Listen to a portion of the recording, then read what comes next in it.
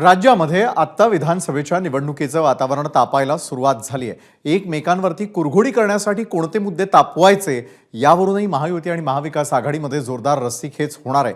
त्याचाच भाग म्हणून भाजपनं रणनीती आखायला सुरुवात केली। भाजपची ही रणनीती विधानसभेत विजय मिळवून देणार का, हाच खरा प्रश्न आहे। पाहूयात याबद्दलचा आमचा हा स्पेशल रिपोर्ट। विधानसभेच्या निवडणुकीत भाजपचं हिंदुत्व कार्ड, हिंदू मतं खेचण्यासाठी भाजपची रणनीती,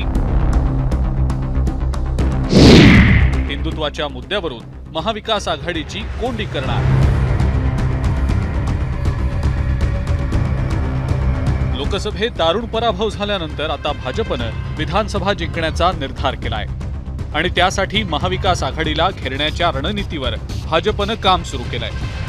म्हणूनच आपल्या कट्टर हिंदुत्वाच्या हुकुमी ऐक्याला अधिक धार देण्याची भाजपची रणनीती आहे आणि त्याच दृष्टीनं भाजपचे शिलेदार मैदानात उतरले। आमच्यासाठी हिंदुत्व ही कातडी आहे। संघ विचाराने आम्ही काम करणारी मंडळी आहोत। आम्हाला हिंदुत्व ही आमच्या जगण्याची पद्धत आहे। विचारधारेला मुरड घालून मतांसाठी कुर्निसात करण्याची कार्यपद्धती ही आमची नव्हे, ती तुमची। भाजपच्या या कट्टर हिंदुत्वाच्या रणनीतीला साथ असणार आहे ती राष्ट्रीय स्वयंसेवक संघाची। भाजपचे नेते आणि संघाची एक नुकतीच बैठक मुंबईत पार पडली।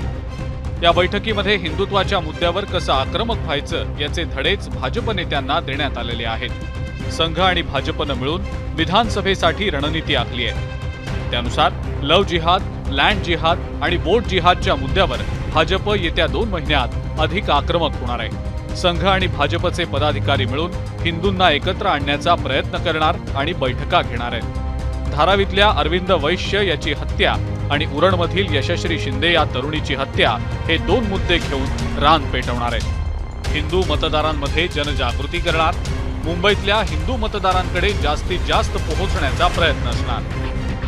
लँड जिहाद असो, लव्ह जिहाद असो, हे आपल्या देशाला इस्लाम राष्ट्र बनवण्यासाठी आणि हिंदूंचा टक्का आपल्या देशामध्ये कमी करण्यासाठी एक फार मोठं षडयंत्र आहे। आज अगर हिंदू म्हणून आपण ह्याच्या विरुद्ध आवाज उचलला नाही तर या जिहाद्यांच्या इच्छेप्रमाणे आपल्या देशाला 2047 पर्यंत ह्यांना इस्लाम राष्ट्र बनवायचं आहे। भाजपच्या या आक्रमक हिंदुत्वाच्या अजेंड्यावर ठाकरेंच्या शिवसेनेनं कडाडून टीका केली आहे। हिंदू मतं किती वेळ करणार? हिंदू मतं तुम्ही करताय का सत्तेत इतक्या वर्ष? तुम्हाला आजही हिंदू मतांसाठी योजना आखाव्या लागतात। कामं काय केलीत तुम्ही?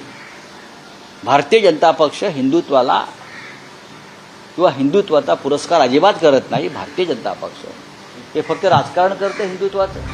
लोकसभा निवडणुकीआधी मोठा गाजावाजा करत राम मंदिराचं लोकार्पण करण्यात आलं, पण त्याचा प्रभाव मतदारांवर पडलेला नसल्याचं निकालातनं स्पष्ट देखील झालंय। दुसरीकडे मुस्लिम मतदार मात्र उद्धव ठाकरे यांच्या बाजूनं ठामपणे उभे राहिल्याचंही दिसून आलंय। आता उद्धव ठाकरे आणि काँग्रेसची कोंडी करण्यासाठी विधानसभेत सावरकरांच्या मुद्द्यावरून आक्रमक भूमिका घेण्याची भाजपची तयारी असल्याचं समजतंय। भाजपच्या या हिंदुत्वाच्या अजेंड्याला महाराष्ट्रातला मतदार कसा कौल देणार हा प्रश्नच आहे। सुशांत सावंत, एबीपी माझा, मुंबई। एबीपी माझा, उघडा डोळे बघा नीट।